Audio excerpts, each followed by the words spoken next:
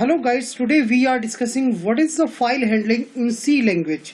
C language में file handling का क्या मोटिव होता है, फाइल कैसे क्रिएट करते हैं, फाइल कैसे डिक्लेयर करते हैं, फाइल के अंदर डेटा कैसे एक्सेस करते हैं, फाइल को स्टोर कैसे करते हैं, ये सारी जानकारी मैं आपको देने जा रहा हूँ। I am Sachin Bhardwaj, computer programmer. Welcome to our channel. Let start the topic what is the file handling in C language.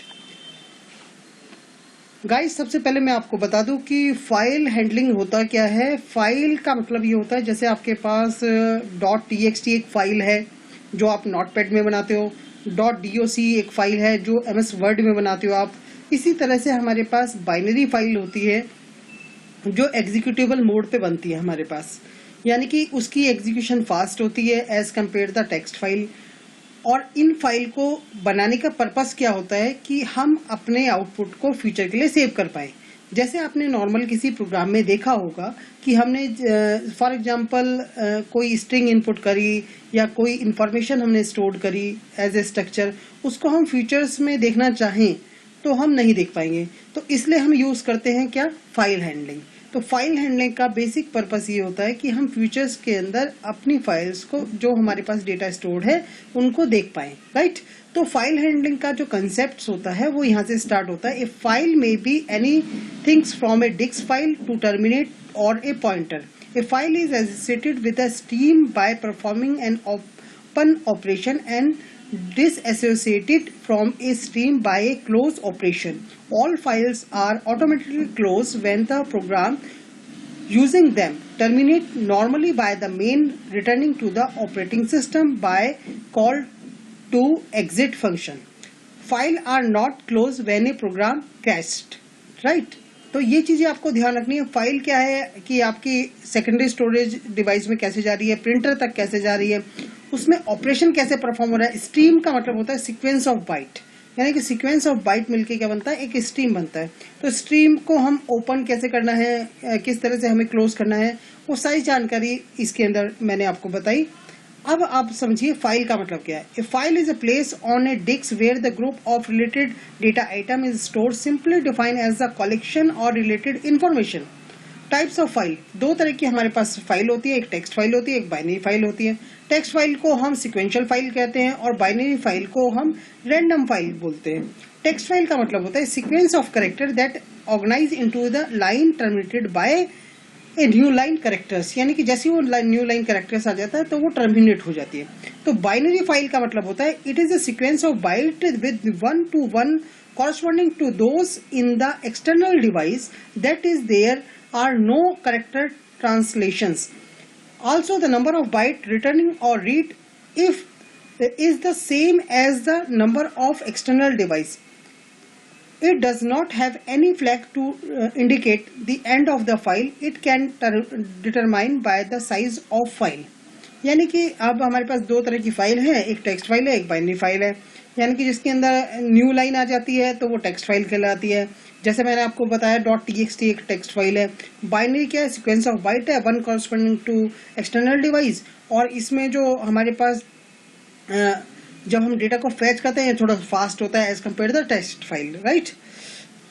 अब बेसिक ऑपरेशन क्या है, जैसे फाइल का कोई भी आप फाइल बनाते हो उसका नेम होता है, फाइल को ओपन करा जाता है, फाइल को रीड करा जाता है, राइट किया जाता है, फाइल को क्लोज करा जाता है। ये नॉर्मल आप किसी भी फाइल के लिए आप शायद यही काम करते हो। तो ये प्रोग्रामिंग के थ्रू कैसे फाइल करना है वो सारा ऑपरेशन है। तो आप देख सकते हो बेसिक फाइल फंक्शंस ये मैंने कुछ रिप्रेजेंट कर रखे हैं। जैसे एफ ओपन, यानी कि फाइल को ओपन क्रिएट करने के लिए आता है या ओपन करता है एग्जिस्टिंग अगर वो फाइल बनी हुई है।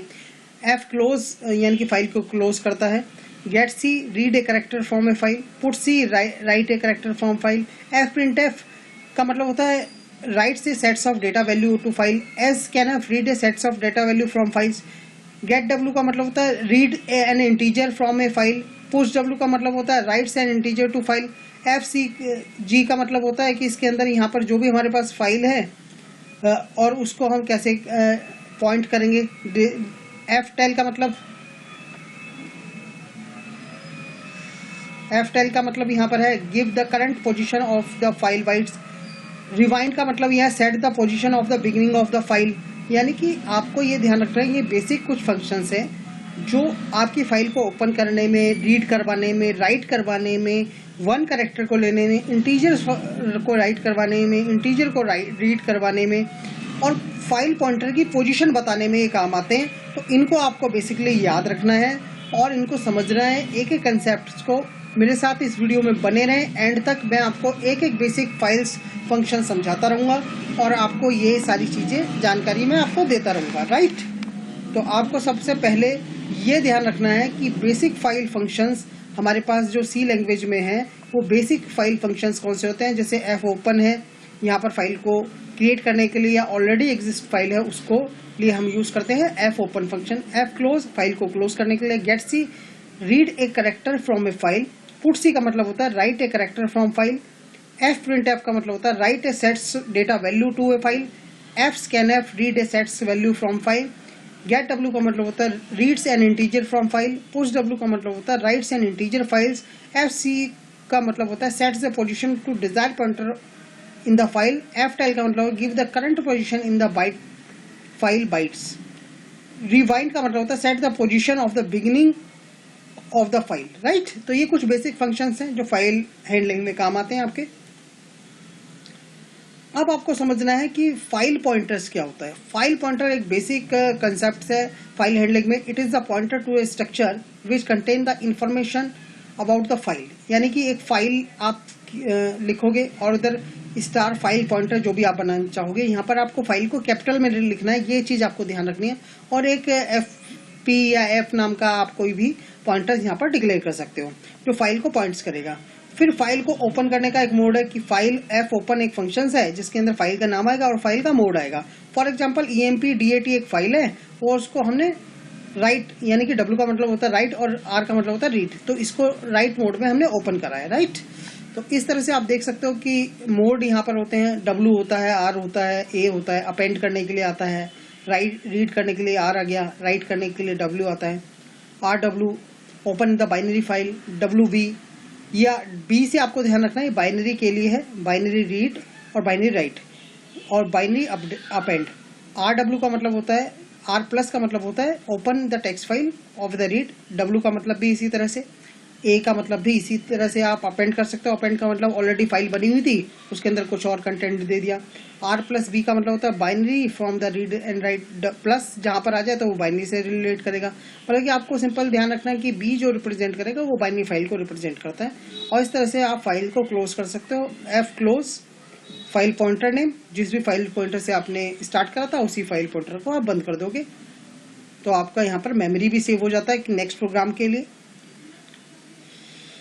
राइटिंग ए कैरेक्टर्स, अब आपको राइट करना है the function use to writing a character to file that was previously open using the F open functions. जैसे आपको यहाँ पर आपने जो भी फाइल ओपन करी थी उसमें यहाँ पर एक आप वेरिएबल ले लोगे और फाइल पॉइंटर को पॉइंट करोगे, इससे आप राइट कर पाओगे 1 by 1 कैरेक्टर। इसी तरह से आप रीड कर पाते हो, यानी कि F get C function is use to reading the character from a file open in the read mode using the F open.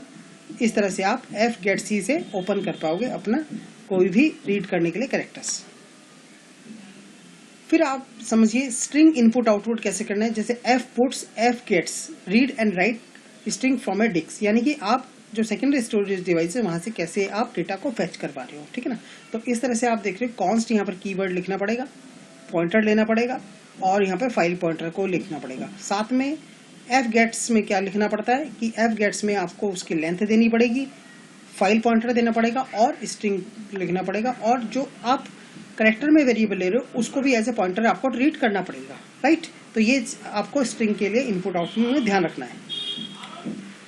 अब आ जाती है F print F and S scan F. कई बार इसका डिफरेंस भी आता है कि इन दोनों में डिफरेंस क्या होता है।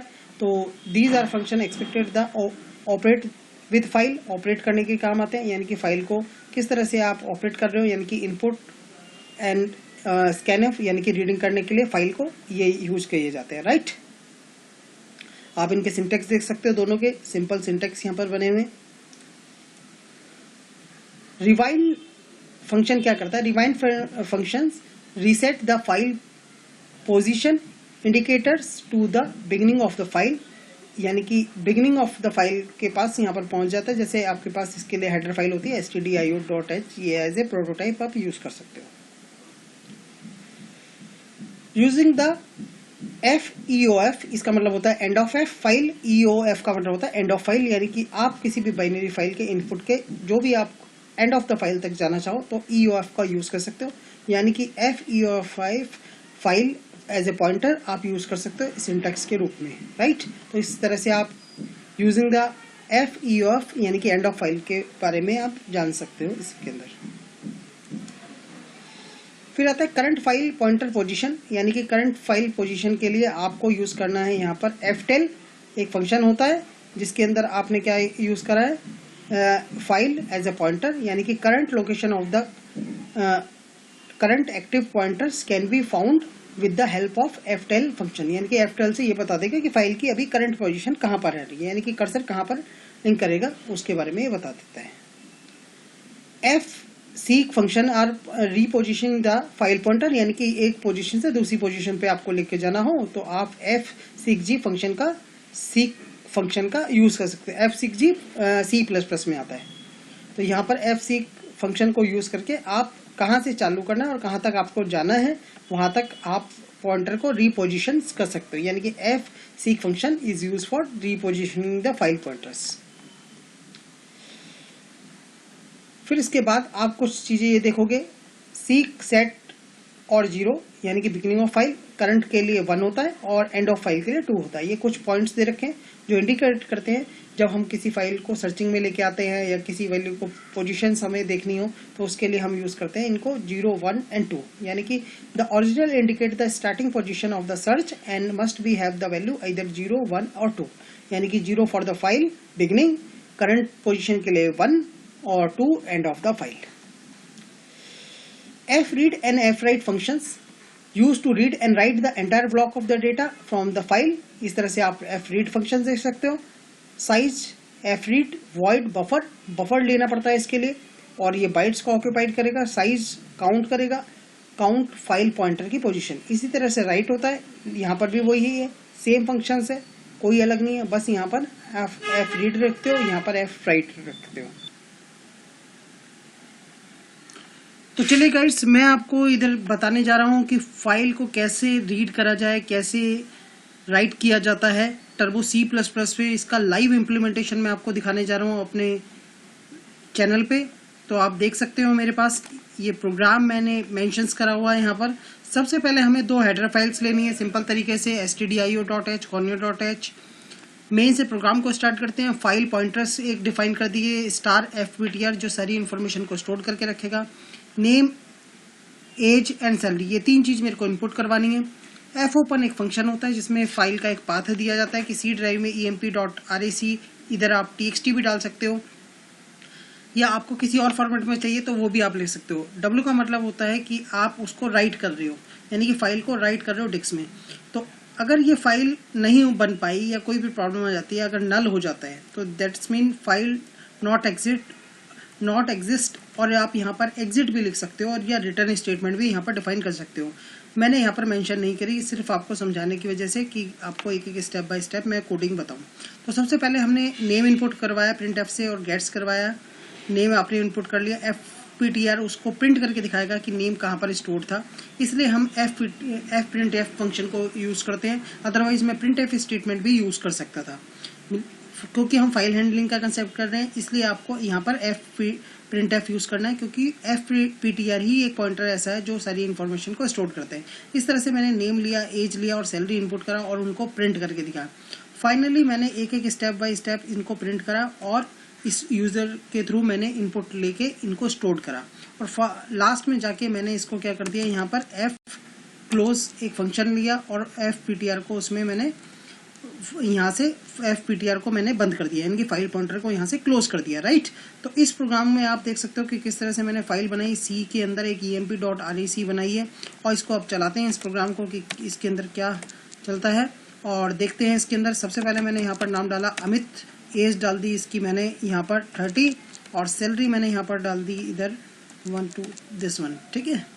और ये मैंने इसमें कुछ सैलरी मेंशंस कर दिया और आप देखते हैं इसका क्या आंसर आता है। और इसको अब हम डिस्क में चाहते हैं और देखते हैं कि किस तरह की यहाँ पर फाइल बनी है। ये यहाँ पर मेरे पास अपना सी ड्राइव आ गया है, सी के अंदर मेरा टर्बो C और टर्बो सी के अंदर मेरे पास यहाँ पर डेक्स आ गया है।